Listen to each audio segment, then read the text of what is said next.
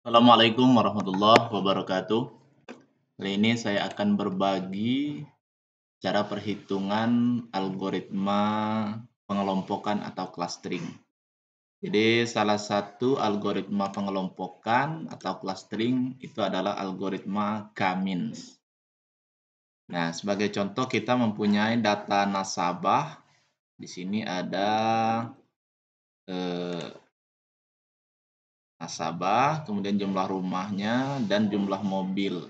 Nah, kita ingin mengelompokkannya ke dalam beberapa kelompok.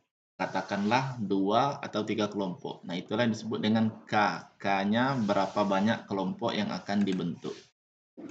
Nah, rumus yang digunakan dalam pengelompokan atau K-means adalah Euclidean distance, yaitu X, Y, A, B sama dengan akar dari X kurang A kuadrat tambah Y kurang B kuadrat atau sigma akar kuadrat ya. Nah, bagaimana cara perhitungannya? Misalnya kita masukkan ke dalam Excel. Ini tadi data nasabah yang kita punya. Kita ingin mengelompokkannya seberapa banyak. Nah, itu kita yang menentukan jumlah K-nya. Misalnya di sini saya ingin mengelompokkannya ke dalam 3 kelompok, yaitu kelompok A, saya pilih kelompok data A, data D, dan data F. Nah, misalnya ini. Inilah sebagai titik pusat namanya atau centroid ya dalam istilah algoritma K-means. Maka nanti berarti titik pusatnya itu adalah 13, 53, dan 42.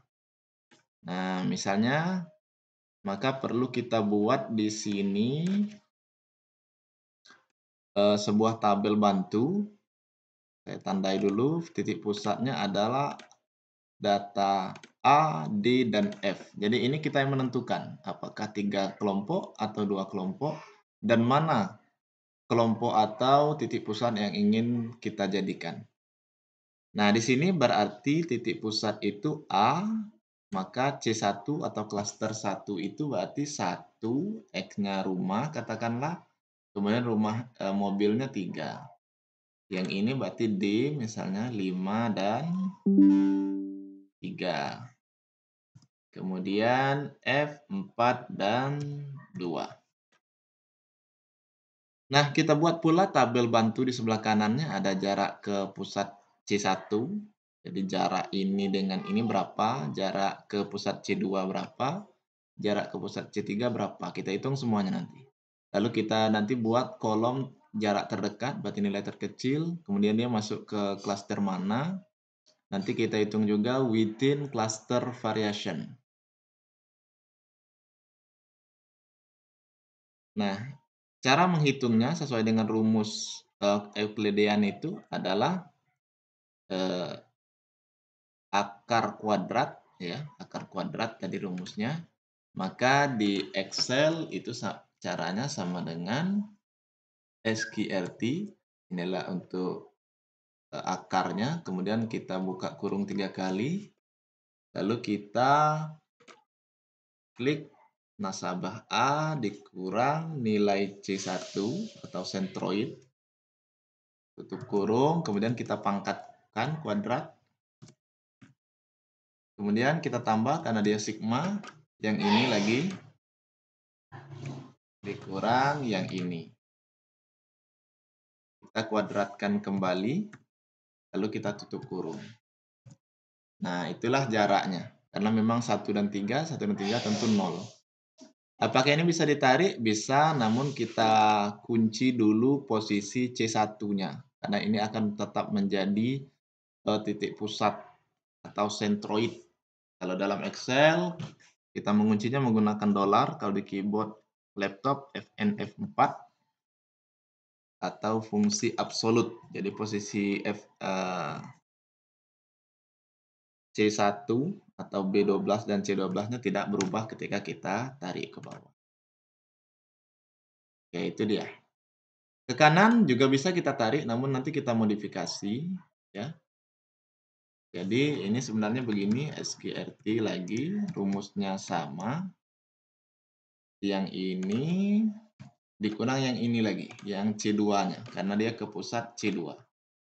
Sama dipangkatkan, bah.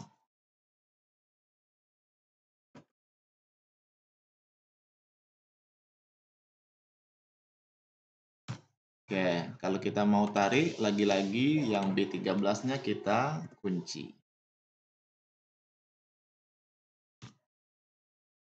Baru kita. Ini bisa kita aktifkan kok angka belakang koma. Nah. Kemudian yang ini sebenarnya bisa kita tarik dari sini saja, namun kita modifikasi, kita double klik. Ini C posisinya tentu yang B.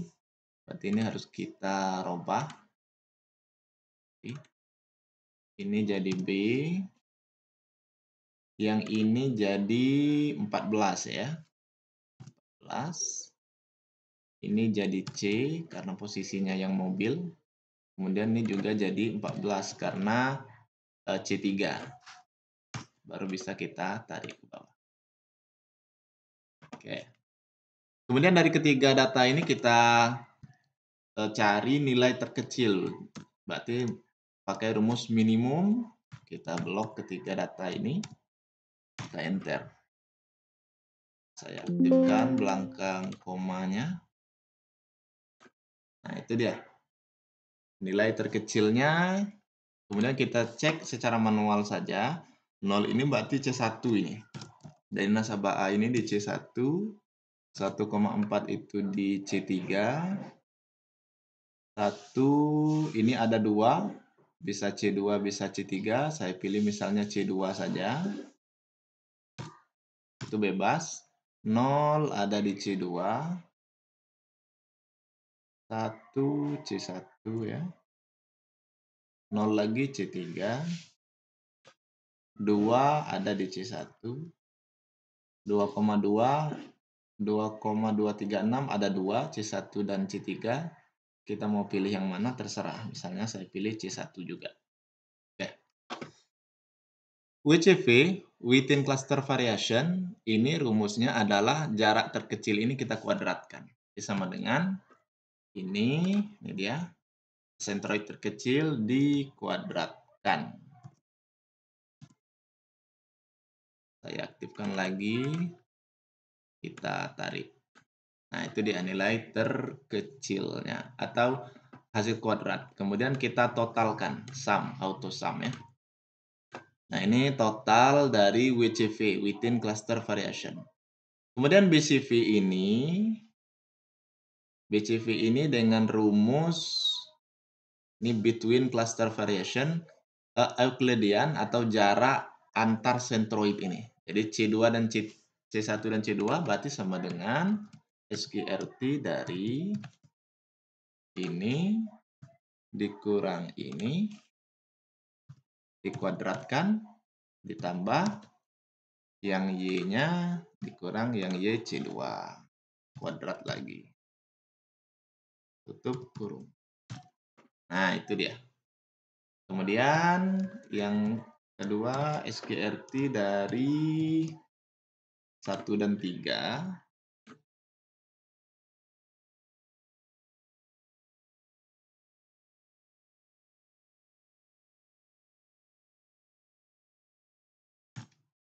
Kemudian C2 dan C3.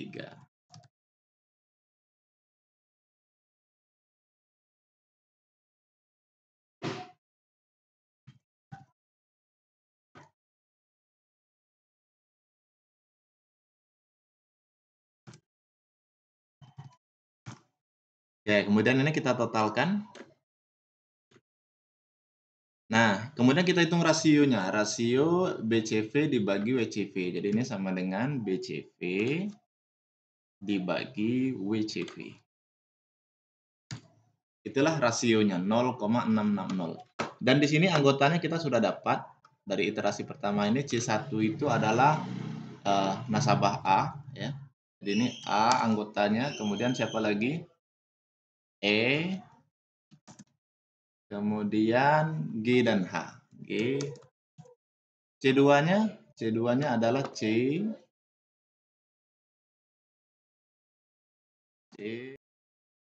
C, kemudian D, ya. C dan D, oke. Kemudian selebihnya C3 itu B, kemudian F, ya B dan F. Nah, inilah anggota dari klaster untuk iterasi pertama kita. Nah, kita masih perlu melakukan perhitungan ke iterasi kedua karena kita belum dapat membandingkan rasio pertama dengan kedua itu apakah terjadi perubahan atau tidak. Kalau terjadi perubahan, maka akan dilakukan perhitungan ulang. Tapi jika sama, maka dihentikan. Nah, untuk selanjutnya kita copy saja tabel yang ada ini semuanya. Copy, taruh di sini, paste. Nah, saya memberi namanya di sini iterasi kedua. Nah, data ini kita hapus ya. Ini kita hapus saja semua. Jika saya hapus. Ini juga kita hapus dan anggota juga kita hapus. Nah, sekarang kita hitung, kita tentukan sentroid untuk iterasi kedua berdasarkan data ini. Jadi, caranya kita menghitung sentroid dari rata-rata AEGH. Ya. Jadi, ini sama dengan average dari nilai A, tekan kontrol pada keyboard, E, keyboard kontrol lagi, G, dan H ya. Nah, kita tutup kurung. Nah, inilah nilai C1 yang X-nya, titik pusatnya. Kemudian ini bisa kita copy saja ke kanan. Nah, ini berarti untuk nilai Y. A, E, G, H. Kemudian yang C2 juga seperti itu, average dari CD. Jadi C kontrol D. Kita tarik saja. Oke. Kemudian C3 itu average dari B dan F ya. B dan F. Oke, kita tarik saja. Nah, itulah anggota atau titik pusat iterasi kedua. Kita hitung lagi seperti tadi, SQRT. Tadi, ini kurang ini, kuadratkan.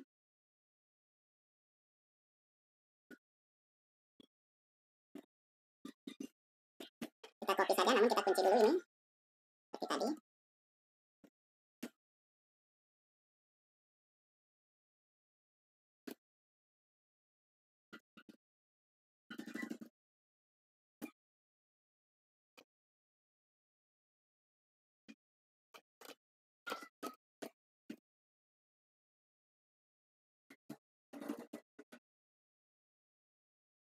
Kemudian kita hitung nilai terkecil. Kita lihat anggotanya, ini 1,2, C1, C3, C2, C2 lagi, C1, C3, C1, dan C1 lagi. Ini kita kuadratkan nilai terkecil. Kemudian ini kita hitung lagi euklideannya.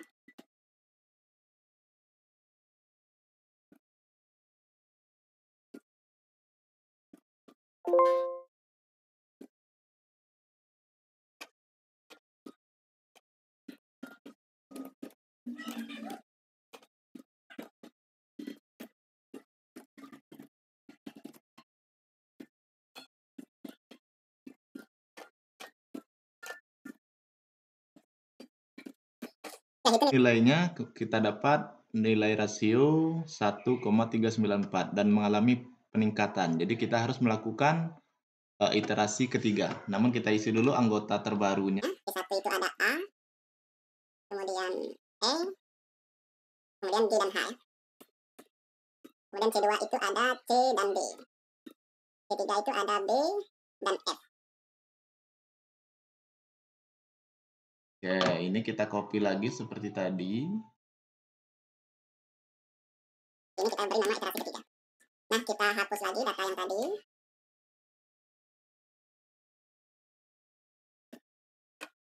Kita hitung kembali titik pusat untuk iterasi ketiga. Jadi berdasarkan data yang ini. Jadi sama dengan average AEGH ya. AEGH. Ingat pakai kontrol di keyboard. Tinggal copy ke sebelah. Kemudian ini average dari C dan D. C, D.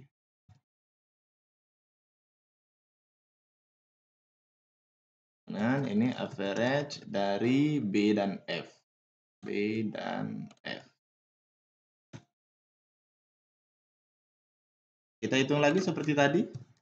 SKRT dari ini.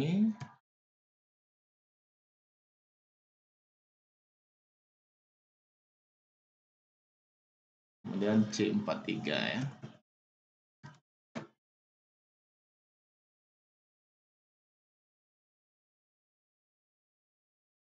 Bisa kita modif lagi. Ini FNF4.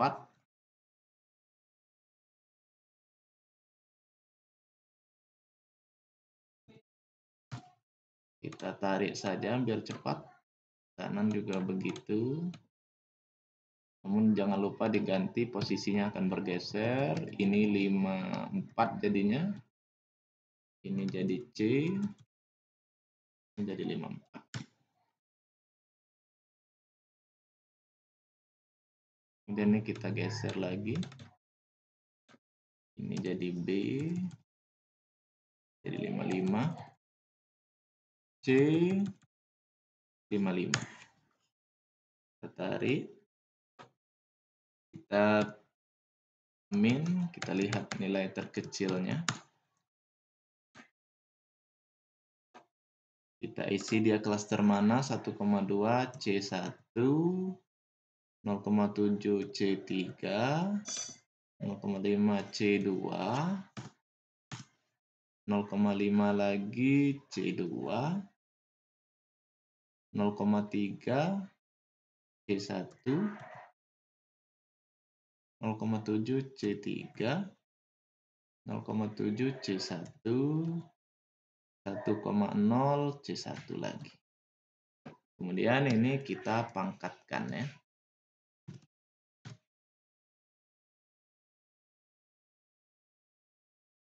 Dan kita hitung lagi SQRT dari C1 dan C2. Kita hitung kembali SQRT-nya atau Euclidean distance-nya C1 dan C2.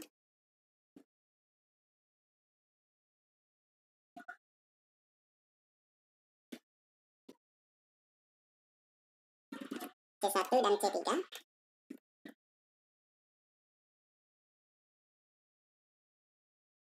Kemudian C2 dan C3.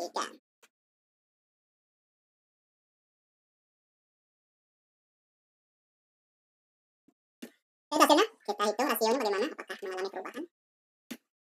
Nah, di sini kita lihat, kita masukkan anggotanya dulu. Anggota C1 itu A, kemudian E, kemudian GH. C2 itu C dan D saja. C3 itu B dan F. Itu di anggota iterasi ketiga. Nah, kita lihat rasio iterasi ketiga dan kedua ternyata sama, 1,394. Berarti tidak perlu lagi kita kasih lampu merah di sini, tidak perlu melakukan perhitungan selanjutnya. Maka hasil pengelompokan dalam 3 kelompok nasabah ini ternyata untuk klaster 1 itu ada anggotanya nasabah A, E, G, dan H. Klaster 2 itu anggotanya nasabah C dan D. Klaster 3 anggotanya nasabah B dan F. Nah, inilah hasil dari pengelompokan kita dengan menggunakan algoritma K-means. Nah, kita bisa melihat ketika kita lanjutkan iterasi ini dengan rumus yang sama, nanti titik sentroidnya tetap akan sama karena anggotanya juga A, E, G, H, C, D, B, F ini juga sama dengan iterasi kedua tadi. Nah, berbeda dengan sebelumnya iterasi pertama tadi. Terjadi perubahan angka.